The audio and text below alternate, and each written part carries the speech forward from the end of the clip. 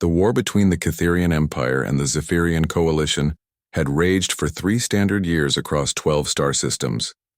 Millions of soldiers from dozens of species had died in the conflict, their advanced weapons and tactical superiority locked in a deadly stalemate that showed no signs of ending. In the command center of the Coalition flagship Starbreaker, Admiral Vexitar studied the holographic battle display with 4 of his 6 eyes while his mandibles clicked in frustration. The Catherians had established a fortress on the moon of Helix Prime, a position so well defended that 3 major assaults had failed catastrophically. Each attack had cost thousands of lives and dozens of ships, yet the enemy stronghold remained untouched. "Admiral," came a voice from behind him. Vexitar turned to see Captain Zarn approaching, his reptilian features twisted in what might have been amusement. "The human has arrived." Vexitar's mandibles clicked faster. When the Earth Alliance had finally agreed to join the Coalition 3 months ago, he had expected advanced technology, massive fleets, or at least competent military forces. Instead, they had sent exactly 1 soldier. 1 human. The insult was almost beyond comprehension. "Send him in," Vexitar said, his translator converting his natural hissing into standard Galactic common. The human who entered the command center was unremarkable in every way that mattered to the assembled alien officers. He stood barely 2 meters tall, possessed only 2 eyes and 1 mouth, and carried equipment that looked primitive compared to their plasma rifles and quantum armor. His name was Marcus Chen, according to his file, and he claimed to be something called a sniper. "Admiral Vexitar," Marcus said, offering what humans called a salute. Sergeant Marcus Chen reporting for duty. Several officers in the room made sounds that their translators rendered as snorts of derision. Commander Thys, a tall crystalline being whose body chimed when she moved, spoke first. "Admiral, surely this is some kind of joke. The Catherians have energy shields, quantum armor, and predictive combat algorithms. What exactly is this creature supposed to accomplish with that antique weapon?" Marcus looked down at the rifle slung across his back. To alien eyes, it appeared to be nothing more than metal and wood, a relic from some primitive era. "This rifle can put a bullet exactly where I want it from distances you wouldn't believe, ma'am." "A bullet?" Thys chimed in what sounded like laughter. "You mean a small metal projectile?" "Commander, my personal sidearm fires coherent plasma at near light speed. Your bullet would be vaporized before it traveled 100 meters. "That's what makes it interesting," Marcus replied calmly. Admiral Vexitar studied the human with growing irritation. The Coalition had lost nearly 50,000 soldiers trying to breach the Catherian fortress on Helix Prime. Their energy weapons couldn't penetrate the fortress shields. Their orbital bombardments were deflected by defensive arrays, and their assault shuttles were destroyed before they could even reach the surface. Yet Earth had sent them this single primitive soldier with his ancient projectile weapon. "Sergeant Chen," Vexitar said slowly, "perhaps you could explain to us how your bullet will accomplish what plasma cannons and quantum torpedoes have failed to do." Marcus walked to the holographic display showing the Catherian fortress. The structure was a marvel of military engineering, built into the side of a mountain with overlapping shield generators and automated defense turrets covering every approach. The main command tower rose nearly a kilometer into the thin atmosphere, its armored walls glowing with the energy of internal power sources. "Energy weapons work by exciting particles and creating focused streams of force," Marcus said, studying the display. "Your shields are designed to detect and deflect those energy signatures. But a simple piece of metal moving at high velocity? That's just physics. Mass times acceleration. Your shields might not even recognize it as a threat until it's too late." The command center fell silent except for the soft humming of computers and life support systems. Several officers exchanged glances that clearly questioned the human sanity. Captain Zarn stepped forward, his scales shifting to a deeper red that indicated amusement. "Sergeant, even if your primitive projectile could somehow penetrate the fortress shields, the walls are made of quantum-bonded titanium alloy. Your bullet would barely scratch the surface." "Maybe," Marcus agreed, "but I'm not aiming for the walls." Admiral Vexitar's patience was reaching its limit. The Coalition Council had insisted that humanity be given a chance to prove their worth, but this was becoming a waste of valuable time. Every day the Catherian fortress remained operational. More Coalition supply ships were destroyed and more strategic positions were lost. "Sergeant Chen," Vextar said with barely contained frustration. I have 37 different species represented in this fleet, each with weapons technology far beyond anything your world has developed. We have tried every tactical approach known to galactic warfare. What makes you think your single primitive weapon can succeed, where our combined forces have failed? Marcus was quiet for a moment, still studying the fortress display. When he spoke, his voice carried a confidence that seemed almost absurd given the circumstances. Because none of you think like a human, Admiral. You see a fortress and think about overwhelming firepower, energy shields, and frontal assault. But sometimes the best way to kill a giant is to find the one small spot where it's vulnerable and hit it exactly right. Commander Thys chimed again in what was clearly derision. And you believe you can find this small spot that our advanced tactical computers have missed? I know I can, Marcus said simply. But I'll need to get closer than your long-range sensors can reach. Much closer. The alien officers looked at each other with expressions their translators couldn't quite capture, but the meaning was clear enough. They thought the human was either insane or dangerously naive. Admiral Vextar was beginning to suspect it might be both. Very well, Sergeant, Vextar said finally. You will have your chance. But understand that I cannot spare ships or soldiers for what amounts to a suicide mission based on primitive tactics. Marcus nodded as if he had expected nothing else. I work alone anyway, Admiral. Just get me to the edge of the system and give me 48 hours. If I can't end this war in that time, you can go back to your conventional approach. As the human left the command center, the assembled officers began discussing the obvious insanity of the plan. But Admiral Vextar found himself wondering if perhaps in their certainty about superior technology and advanced tactics, they had overlooked something fundamental about warfare itself.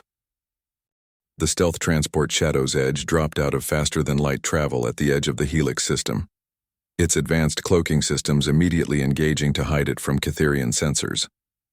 Captain Relak, a member of the spider-like Nexari species, watched his instruments with 2 of his 8 eyes while the others monitored the human passenger. Marcus Chen sat in the passenger compartment, methodically checking his equipment with the same calm precision he had shown in the command center.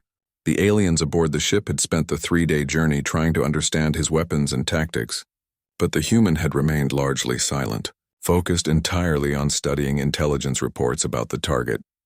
Sergeant Chen, Captain Relak said through the ship's communication system, we are approaching the optimal insertion point. My sensors show 17 Cytherian patrol ships between here and Helix Prime.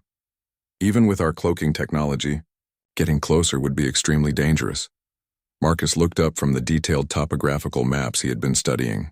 The Cytherian fortress was still nearly 8 million kilometers away, a distance that would require him to travel through asteroid fields, past automated defense platforms, and across the heavily monitored surface of the moon itself. This is close enough. Captain, Marcus said, beginning to gather his gear, I can work with this distance. Commander Nixa, the ship's tactical officer, turned her crystalline head toward the human. Sergeant, perhaps you misunderstood. We are still over 7 million kilometers from the target. No weapon in the known galaxy has that kind of range. Mine does, Marcus replied simply, slinging his rifle across his back and checking the seals on his environmental suit. The alien crew exchanged glances that clearly communicated their growing belief that the human had lost his mind. Captain Relak decided to try a different approach. Sergeant, even if your weapon could somehow reach the target at this distance, the gravitational fields of 3 planets, 2 asteroid belts, and the target moon itself would affect the trajectory of any projectile. The computational requirements alone. Already calculated? Marcus interrupted, tapping his finger against a small device attached to his wrist. Gravity, atmospheric density, planetary rotation, solar wind, magnetic fields, and about 40 other variables. The math is complex, but it's still just math. Lieutenant Zephys, a young Altarian whose blue skin was currently displaying patterns of confusion, spoke up hesitantly. But Sergeant, how could you possibly account for all those variables with such primitive equipment? Our quantum computers require hours to calculate firing solutions for distances a fraction of what you're proposing. Marcus paused in his equipment check and looked at the assembled alien crew. These beings represented some of the most advanced civilizations in the galaxy. Races that had mastered faster-than-light travel, energy manipulation, and quantum mechanics. Yet they seemed genuinely puzzled by concepts that any human hunter would understand instinctively. "Tell me something," Marcus said. "When you were children, did you ever throw rocks at targets?" The aliens looked at each other in confusion. Commander Nixa spoke first. "I do not understand the relevance of such primitive behavior." "That's the problem," Marcus said, moving toward the airlock. "You've become so advanced that you've forgotten the basics. Every human child learns to judge distance, wind speed, and target movement just by throwing rocks or balls. We develop an intuitive understanding of trajectory and timing that your computers try to replicate with millions of calculations." Captain Rylak's mandibles clicked in what might have been disbelief. "Sergeant, you cannot be suggesting that primitive intuition is superior to advanced computational analysis." "Not superior," Marcus corrected, sealing his helmet. "Complementary. Your computers can calculate the big variables, but they can't account for the 1,000 tiny factors that might affect a shot. Wind currents that change by the second, microgravitational anomalies, the slight vibration of a target structure. A human sniper learns to feel those variables and adjust accordingly."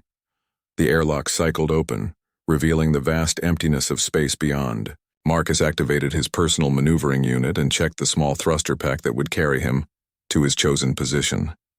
"Where exactly are you going, Sergeant?" Commander Nixa asked, her voice tight with concern. Marcus pointed toward a small asteroid roughly the size of a city building, tumbling slowly in the darkness about 50,000 kilometers away. "There. It's positioned perfectly to give me a clean line of sight to the target, and the gravitational effects should be minimal from that angle. That asteroid is moving at nearly 15 kilometers per second, Lieutenant Zephys protested. "How will you maintain stability for an accurate shot?" "Same way a human learns to shoot from a moving horse or a rolling ship," Marcus replied, pushing off from the airlock. "Practice patience and understanding that everything in the universe is always moving. The trick is to move with it instead of fighting it." As Marcus drifted away from the ship, the alien crew watched his progress on their sensors. Captain Rylak found himself oddly fascinated by the human's confidence. Every tactical manual he had ever studied emphasized the importance of overwhelming firepower, technological superiority, and calculated precision. Yet this primitive being was attempting something that violated every principle of advanced warfare. "Captain," Commander Nixa said quietly, "should we inform Admiral Vextar that the human has begun his mission?" Captain Rylak considered this. The Admiral had made it clear that he expected the human experiment to fail quickly and definitively. Reporting that Marcus had actually begun his impossible task might be seen as encouraging false hope. "Not yet," Rylak decided. "Let us see if the human can actually reach his chosen position first." On the long-range sensors, Marcus was a tiny dot moving steadily toward the tumbling asteroid. His trajectory seemed perfect, his speed carefully calculated to match the asteroid's rotation and orbital velocity. Whatever else could be said about human tactics, their mathematical precision was undeniable. 3 hours later, the sensors confirmed that Marcus had successfully landed on the asteroid and established what appeared to be a stable position.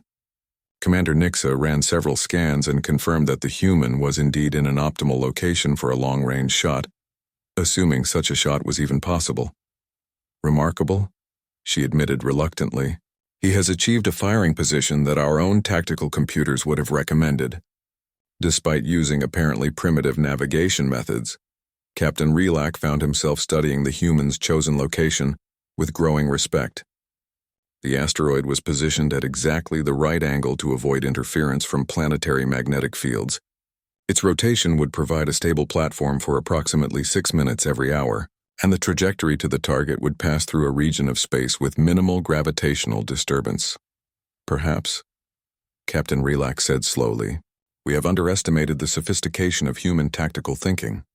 On the asteroid, Marcus was setting up his equipment with the methodical precision of someone who had performed this ritual thousands of times. He secured his position using magnetic anchors, established a level firing platform, and began the careful process of adjusting his rifle for the most important shot of his career. The Catherian fortress was a bright dot in his scope, barely visible even at maximum magnification, but Marcus had made impossible shots before.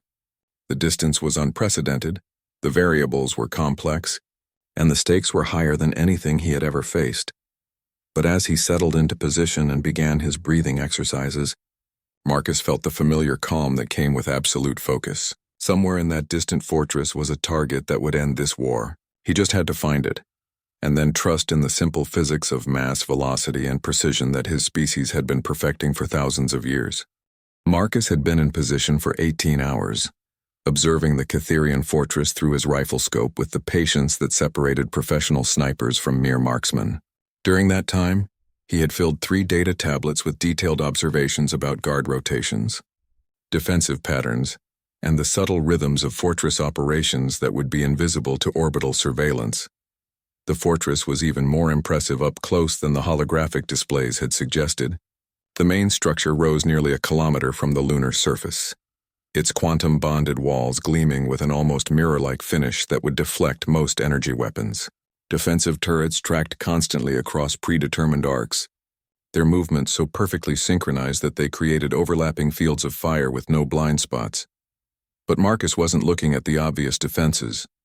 He was studying the small details that military engineers often overlooked: the positioning of communication arrays, the timing of supply shuttles, the brief moments when blast doors opened to allow vehicle traffic.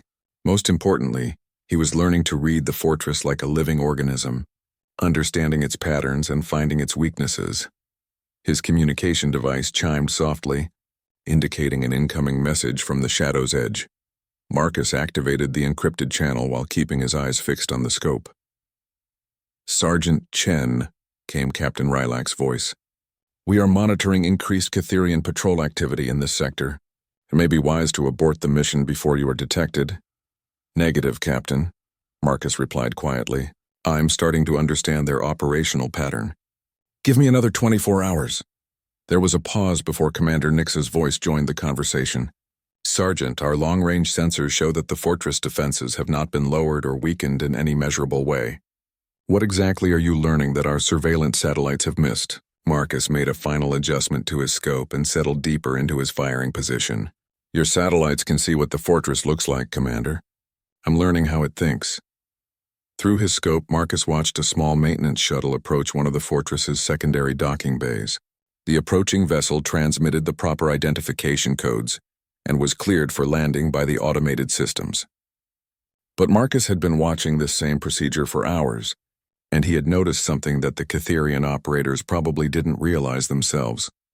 Every time a shuttle approached the fortress, there was a brief moment when the defensive systems had to recalibrate to avoid accidentally targeting friendly vessels.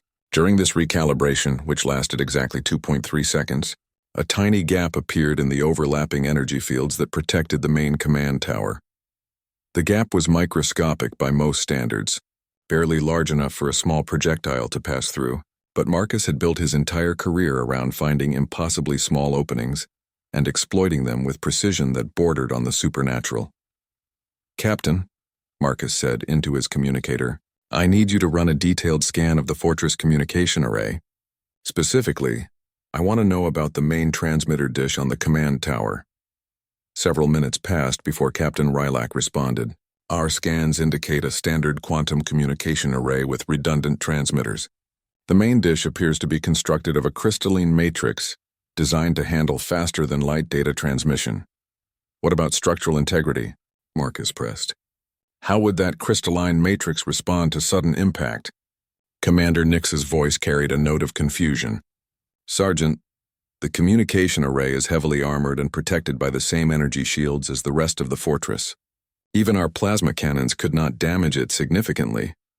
Marcus smiled grimly as he watched another supply shuttle begin its approach sequence. The defensive recalibration happened exactly on schedule, creating the same tiny gap in the energy field that had appeared dozens of times over the past 18 hours. "Your plasma cannons work by exciting particles and creating focused energy streams," Marcus explained patiently. "The shields are designed to detect and deflect that kind of attack. But what if something hit the communication array that the shields didn't recognize as a threat until it was too late?" Through his scope, Marcus could see deep into the fortress structure during the brief moments when blast doors opened for supply deliveries. The main command center was located in the heart of the complex, its walls lined with quantum computers and tactical displays that coordinated the entire Catherian war effort in this sector. But Marcus had noticed something else during his long observation. The fortress's communication array wasn't just for routine data transmission. It was also the primary coordination link for all Catherian forces in the system. If that array was destroyed at exactly the right moment, it would create a cascade failure that would leave thousands of enemy ships and installations temporarily blind and uncoordinated. "Sergeant," came Admiral Vextar's voice over the communication channel, apparently having joined the conversation from the fleet command ship. "I have been monitoring your transmissions. Are you suggesting that destroying a single communication dish could somehow affect the outcome of this war?" Marcus checked his chronometer and noted the timing of the last 3 supply shuttle approaches. The pattern was holding steady, with deliveries arriving every 47 minutes. The next recalibration window would open in 38 minutes, and if his calculations were correct, that would coincide perfectly with the shift change in the Fortress Command Center. "Not just any communication dish, Admiral," Marcus replied. "The primary quantum relay that coordinates all Catherian operations in this system. Take that out at the right moment, and every enemy ship, station, and automated defense platform loses coordination simultaneously. They'll be operating blind for at least 6 hours while backup systems come online." The communication channel fell silent as the alien commanders considered this possibility. Marcus used the quiet time to make final adjustments to his rifle and review his calculations one more time. The shot would have to travel nearly 8 million kilometers, passing through varying gravitational fields, around planetary obstacles, and through the tiny gap in the fortress defenses that existed for only 2.3 seconds every 47 minutes. By any rational standard, it was impossible. The variables were too complex, the distance too great, and the margin for error too small. Even with perfect conditions, the chances of success were so remote that most military planners would dismiss the attempt as fantasy. But Marcus had spent 20 years learning to make impossible shots, and he understood something that advanced alien civilizations seemed to have forgotten. Sometimes the most sophisticated solution was also the simplest. Sometimes the best way to defeat a technologically superior enemy was to hit them with something so primitive and unexpected that their advanced defenses never saw it coming. "Sergeant Chen," Admiral Vextar said finally, "even if your assessment is correct, the timing would have to be perfect. You would need to coordinate your shot with fleet movements across the entire system." Marcus smiled as he watched the next supply shuttle begin its approach to the fortress. "Admiral, I've been studying their patterns for 18 hours. I know exactly when the next coordination window opens, and I know exactly where to place my shot. All I need is for your fleet to be ready to move when their defenses go dark." The communication channel crackled with urgent conversations as alien commanders began, discussing the possibility of coordinating a system-wide assault based on the success of a single rifle shot. Marcus listened with half his attention, while focusing the rest on the delicate work of preparing for the most important moment of his military career. In 35 minutes, everything would depend on his ability to place a simple piece of metal exactly where it needed to be, when it needed to be there.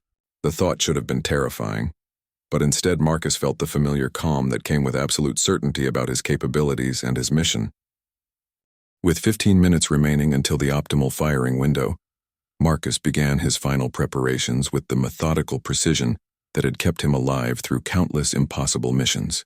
He checked wind readings from microsensors deployed around his position, confirmed gravitational calculations using data feeds from the Shadow's Edge, and made minute adjustments to his rifle's scope based on the latest observations of the target.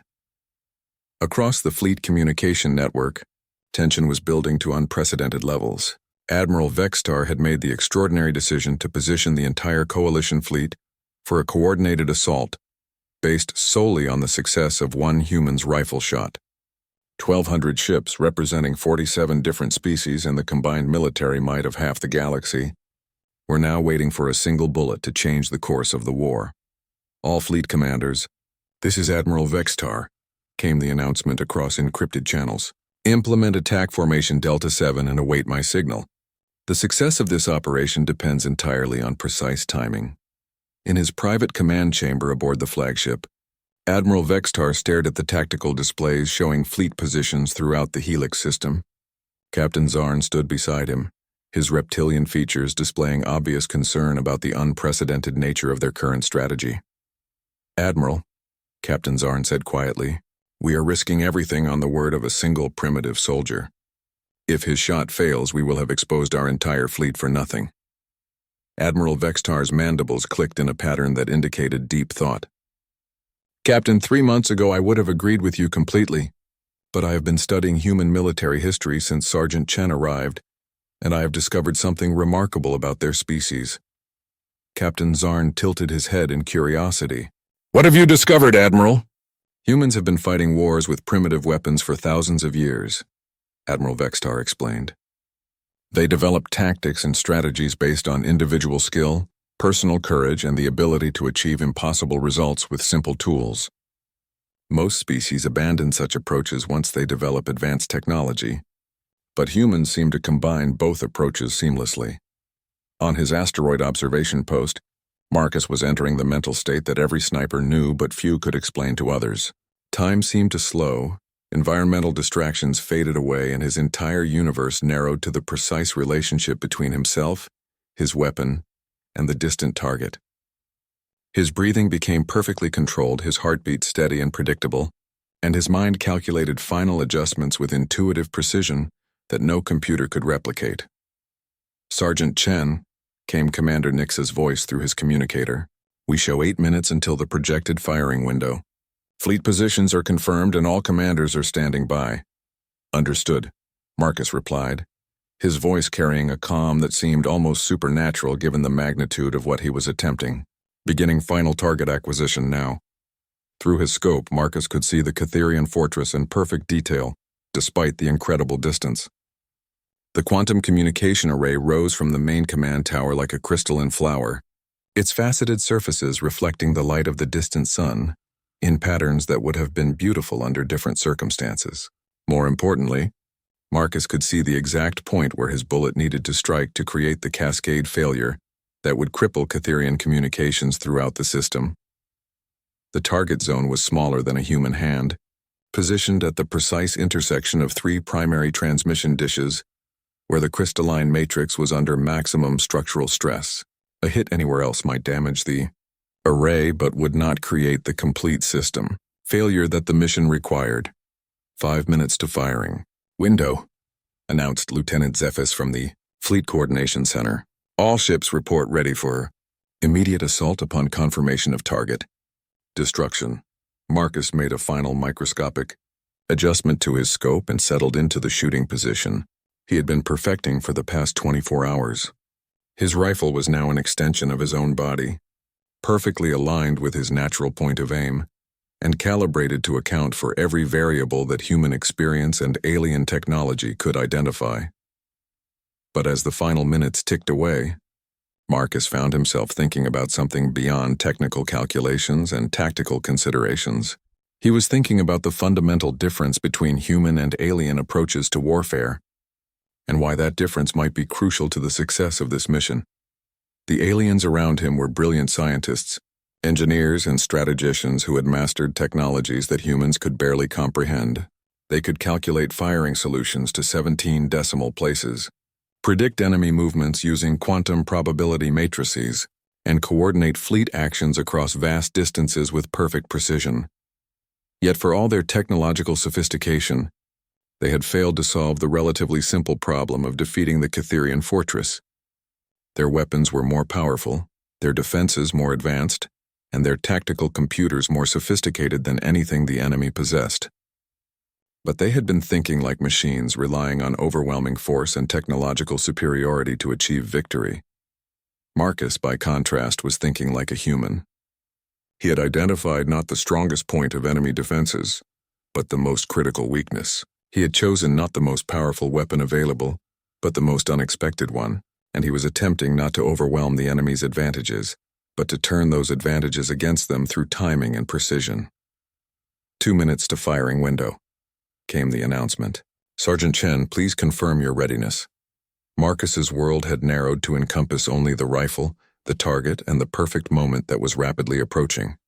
His breathing was controlled, his position stable, and his calculations complete. Everything that could be prepared had been prepared. Everything that could be calculated had been calculated. Now success would depend on the indefinable human qualities that no amount of advanced technology could replicate. "Ready," Marcus said simply. Across the fleet, thousands of alien commanders held their breath as they waited for confirmation that a single human with a primitive weapon had accomplished what their combined technological might had failed to achieve. The irony was not lost on any of them, but neither was the growing realization that they might have seriously underestimated the military potential of their newest allies. 1 minute to firing window, Lieutenant Zephas announced.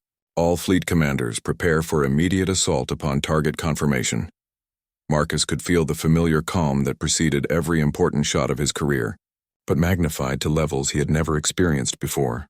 This wasn't just about eliminating a single target or completing a routine mission.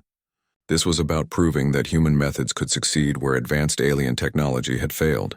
This was about demonstrating that sometimes the oldest solutions were also the best ones. 30 seconds to firing window came the final announcement.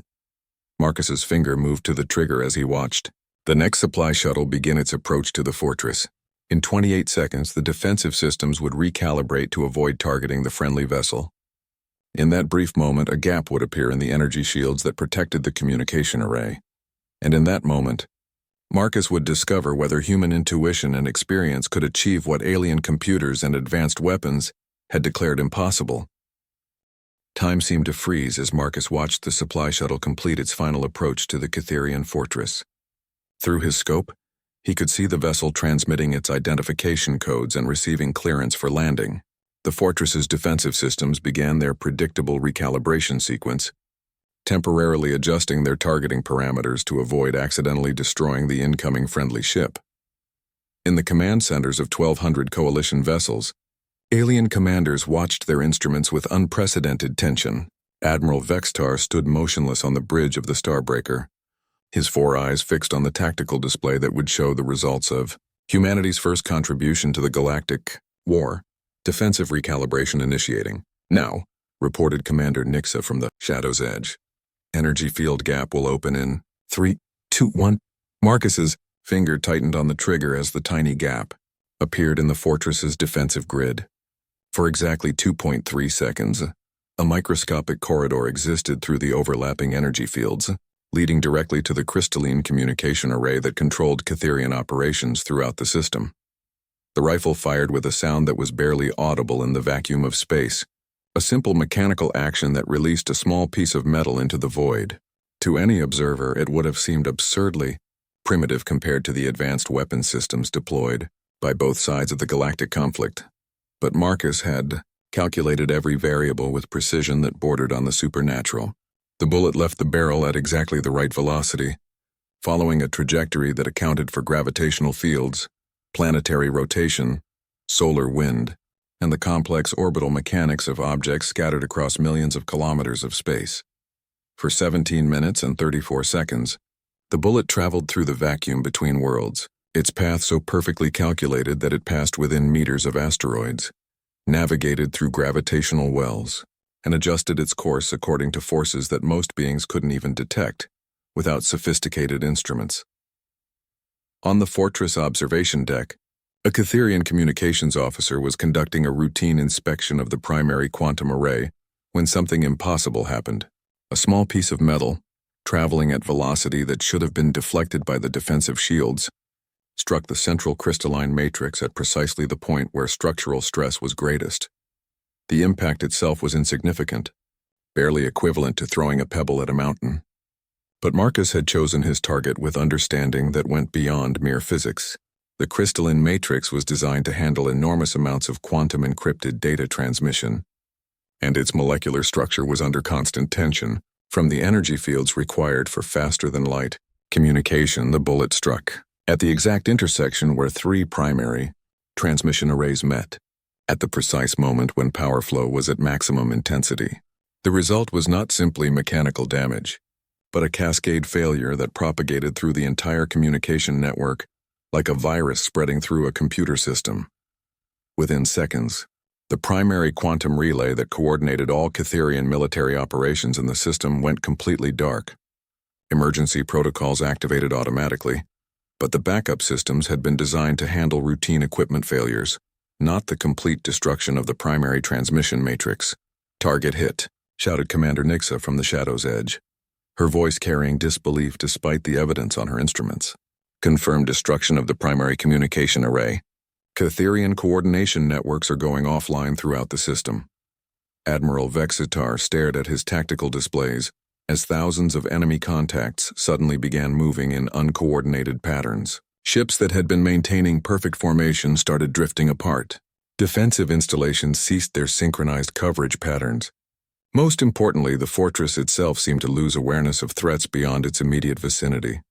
All fleet commanders, Admiral Vexitar announced, his voice carrying amazement that he didn't try to hide. Execute immediate assault. Target priority is enemy communication nodes and command structures. Move now while they cannot coordinate their defenses. The coalition fleet erupted into motion with precision that had been months in preparation, but seconds in execution. 1,200 ships accelerated toward targets throughout the system, their weapons finally able to engage enemies who could no longer communicate with each other or coordinate effective resistance. Captain Zarn watched the tactical display with his mouth hanging open in an expression that his translator couldn't quite convert to Galactic common. Admiral, how is this possible? One primitive bullet has accomplished what our entire fleet could not achieve in 3 years of warfare. Admiral Vexitar was studying the spreading chaos in the Catherian defensive network with new respect for human military thinking. Captain, we have been approaching this war with the assumption that technological superiority would guarantee victory. The humans have reminded us that sometimes the most effective weapon is the one your enemy never sees coming. On his asteroid observation post, Marcus was watching the results of his shot through the rifle scope with professional satisfaction. The fortress communication array was completely destroyed, its crystalline structure now a cloud of glittering debris that sparkled in the light of the distant sun. More importantly, the cascade failure had propagated exactly as he had predicted, leaving the entire Catherian command structure blind and uncoordinated. Sergeant Chen, came Admiral Vexitar's voice through the communication channel. I owe you an apology. We underestimated both your capabilities and the effectiveness of human tactical thinking. Marcus began the process of securing his equipment while continuing to monitor the battle through his scope. Coalition ships were now engaging confused and isolated Catherian forces throughout the system, taking advantage of the communication breakdown to eliminate key targets with minimal resistance. No apology necessary, Admiral, Marcus replied. You were thinking like generals commanding vast fleets with advanced technology. I was thinking like a sniper who has learned that sometimes the best way to kill a giant is to find the one nerve that controls everything else. The battle for the Helix system continued for another 6 hours, but the outcome was never in doubt after the first few minutes. Without coordination between their forces, the Catherians were reduced to fighting individual skirmishes against overwhelming coalition superiority. Their advanced weapons and defensive systems became liabilities when they could no longer communicate with each other or respond to rapidly changing tactical situations. The time Catherian backup communication systems came online, the coalition had captured or destroyed every major military installation in the system. The fortress on Helix Prime, which had withstood 3 major assaults and cost thousands of coalition lives, surrendered without firing a shot when it became clear that no reinforcements were coming. Marcus watched the surrender ceremony through his scope with the quiet satisfaction of a job well done. A single bullet, fired from an impossible distance at a target no larger than a human hand, had accomplished what plasma cannons, quantum torpedoes, and orbital bombardments had failed to achieve. More importantly, he had proven something that the galaxy's advanced civilizations seemed to have forgotten in their pursuit of technological superiority. Sometimes the most sophisticated strategy was also the simplest one. Sometimes the best way to defeat a superior enemy was not to match their strength, but to exploit their assumptions about what constituted a credible threat.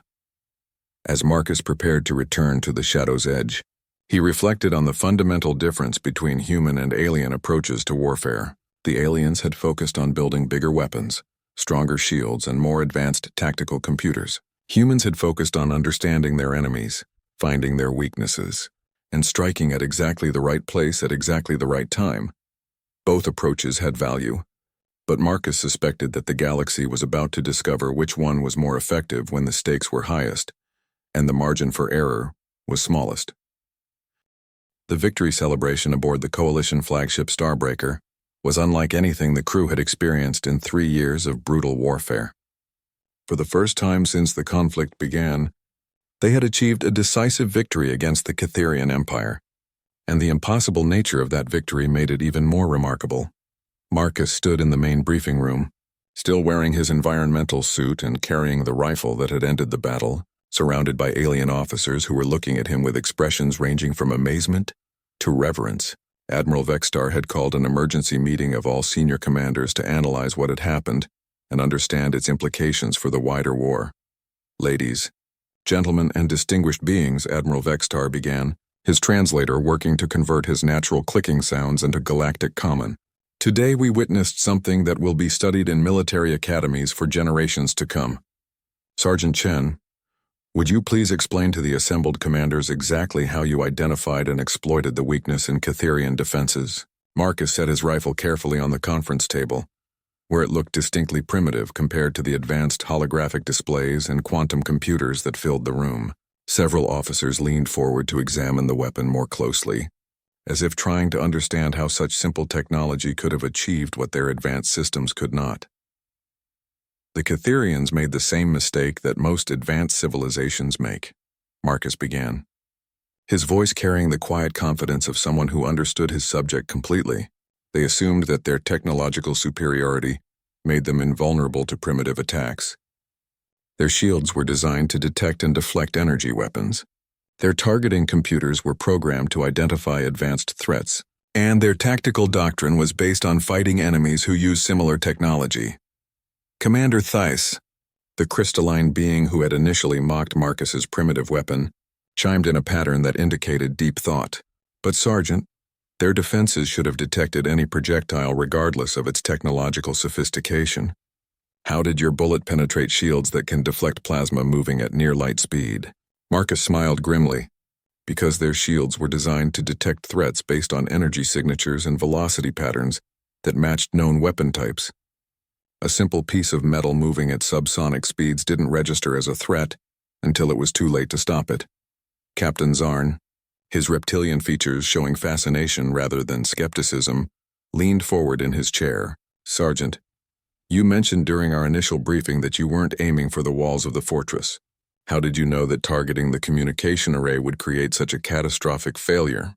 "Intelligence and experience," Marcus replied, pulling up his detailed observation notes on a portable display unit. "I spent 24 hours studying their operational patterns, and I noticed that everything they did was coordinated through that central communication hub.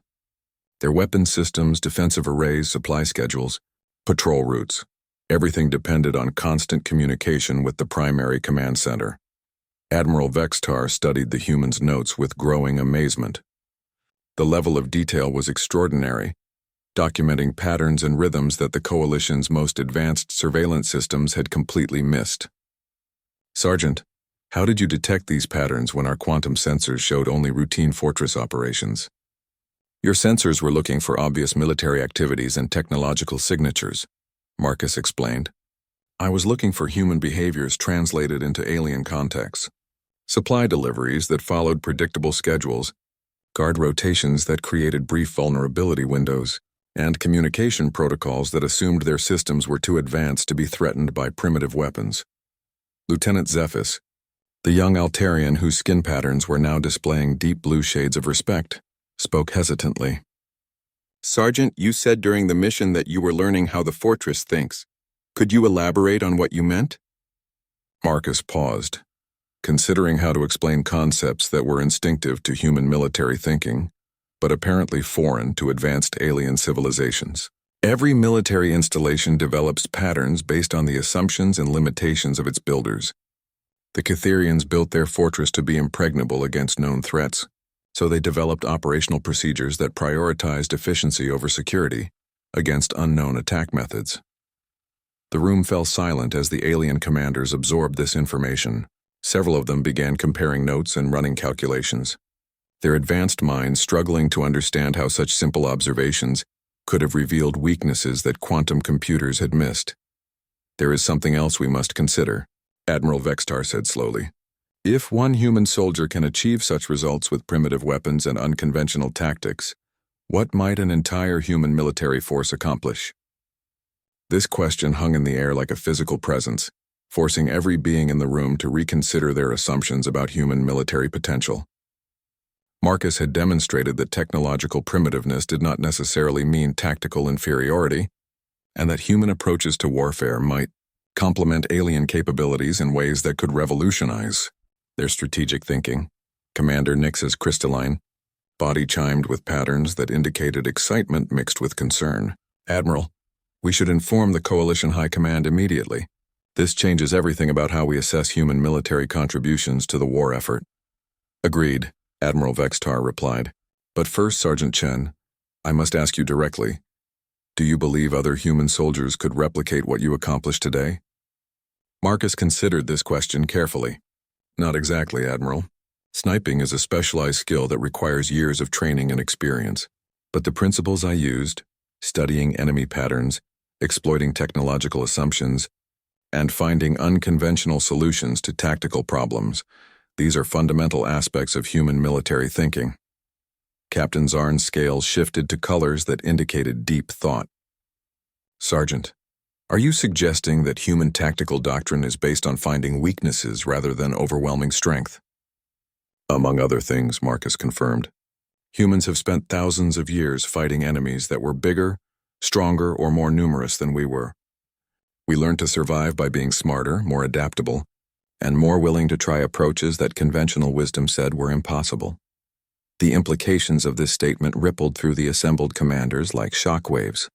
Every species represented in the coalition had achieved military superiority through technological advancement, superior firepower, or numerical advantages. The concept of achieving victory through cleverness, adaptability, and unconventional thinking was almost alien to their understanding of warfare. "Admiral," Commander Thiss said, her crystalline voice carrying notes of excitement, "we need to completely reevaluate our strategic planning. If human tactical thinking can identify weaknesses that our advanced systems miss, we should be integrating human advisors into every major operation." Admiral Vextar nodded slowly, his mandibles clicking in patterns that indicated fundamental shifts in his thinking. "Sergeant Chen, on behalf of the Coalition Fleet, I formally apologize for underestimating your capabilities and the potential contributions of human military doctrine to our war effort."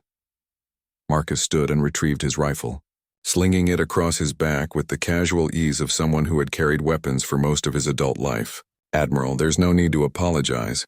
You reacted logically based on your understanding of advanced warfare. But sometimes the most advanced solution is also the most primitive one." As the meeting concluded and the assembled commanders began planning how to integrate human tactical thinking into coalition strategy, Marcus reflected on the fundamental lesson that the galaxy seemed to be learning. Technological advancement and raw firepower were certainly valuable in warfare, but they were not the only factors that determined victory.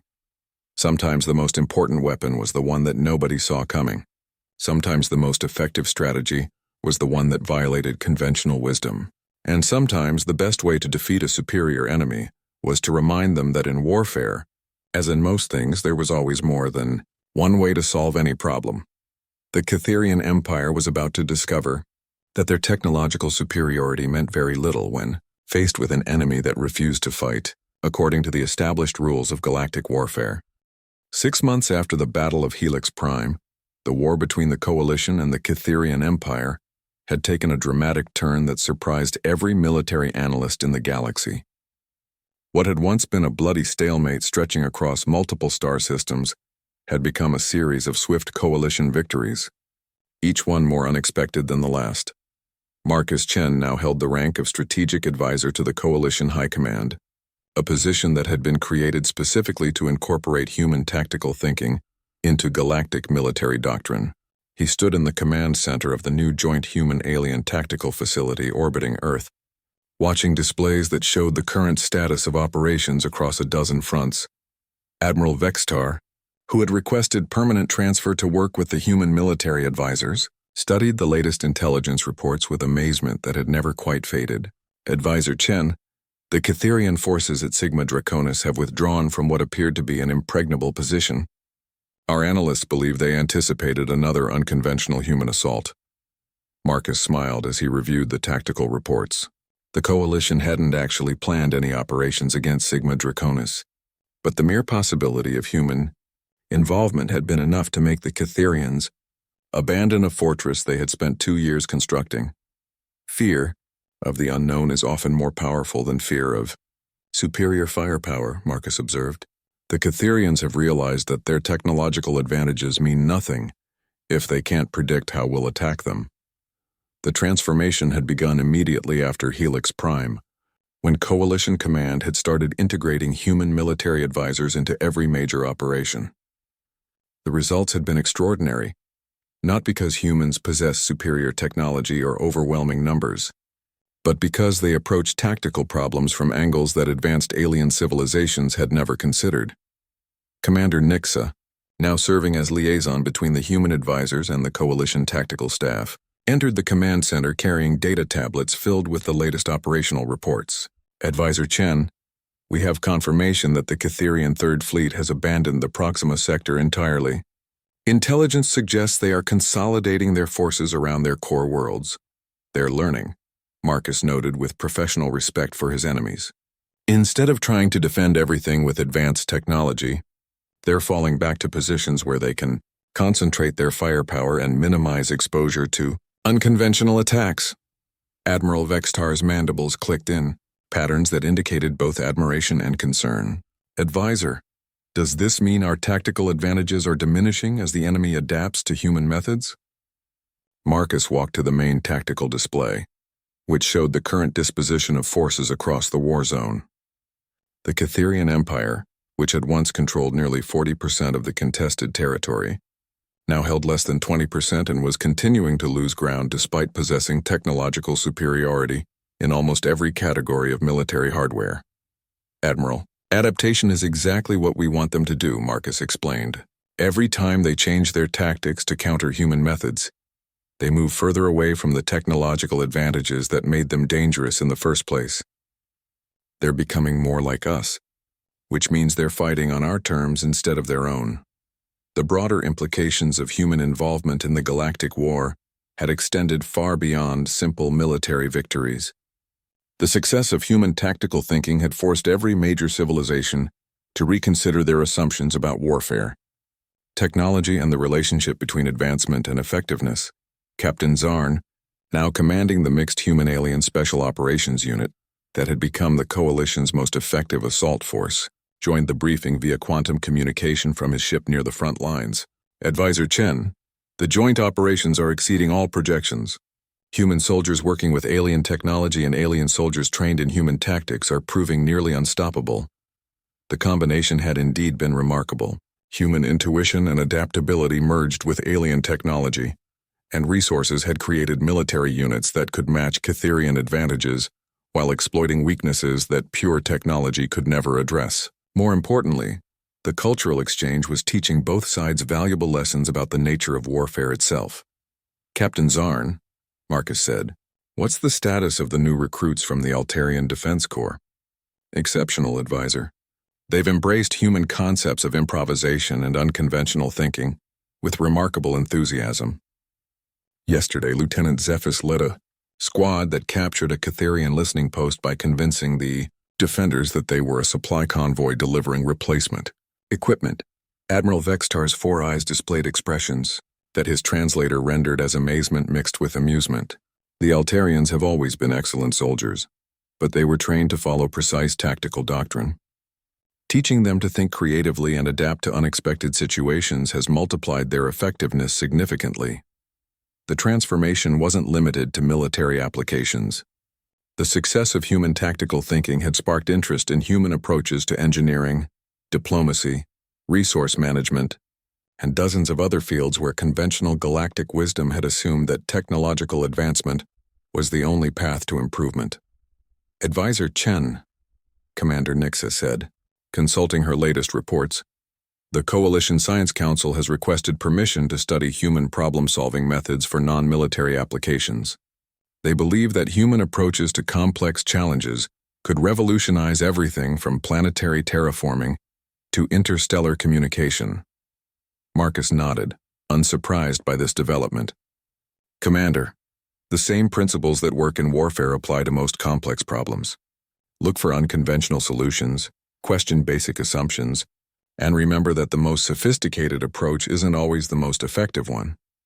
As the briefing continued, Marcus reflected on how dramatically the galaxy's perception of humanity had changed in just 6 months. Earth had gone from being a minor species offering token military support to being recognized as a civilization whose unique approaches to problem-solving could complement and enhance the capabilities of far more technologically advanced species. The Catherian Empire, meanwhile, was discovering that their greatest strength had become their greatest weakness. Their reliance on technological superiority and predictable tactical doctrine had made them vulnerable to enemies who refused to fight according to established rules of galactic warfare. Advisor, Admiral Vextar said as the meeting began to conclude, "I have been thinking about something you said during our first encounter. You mentioned that humans learn to throw rocks at targets as children, and that this teaches intuitive understanding of physics and trajectory. That's correct, Admiral. It occurs to me that most advanced species abandon such primitive practices once they develop sophisticated technology. We assume that computers can calculate better than intuition, that advanced weapons are always superior to simple ones, and that complex solutions are necessarily better than simple ones." Marcus smiled, recognizing the direction of the Admiral's thoughts. "And humans never made that assumption, Admiral. We kept using simple solutions alongside advanced technology, kept trusting intuition alongside calculation, and kept believing that sometimes the best answer is also the most obvious one." "Precisely," Admiral Vextar agreed. "Your species has taught the galaxy that advancement doesn't require abandoning fundamental principles. That wisdom and technology can work together rather than replacing each other." As Marcus prepared to leave the command center for his next briefing with human military planners, he considered the broader implications of humanity's integration into galactic civilization. The war with the Catherian Empire would eventually end, probably sooner rather than later given their current trajectory of defeats and withdrawals. But the real victory wasn't military. The real victory was proving that different approaches to problem-solving could complement each other, that technological advancement didn't have to mean abandoning simpler wisdom, and that sometimes the most primitive solution was also the most sophisticated one. The galaxy was learning that there was more than one way to be advanced, more than one path to effectiveness, and more than one definition of superior capability. Humanity's greatest contribution to galactic civilization wasn't their weapons or their technology. It was their stubborn insistence that there was always another way to solve any problem, if you were willing to think creatively enough to find it. And in a universe where most species had forgotten how to think outside the boundaries of their own technological assumptions, that willingness to try the impossible had proven to be the most valuable weapon of all.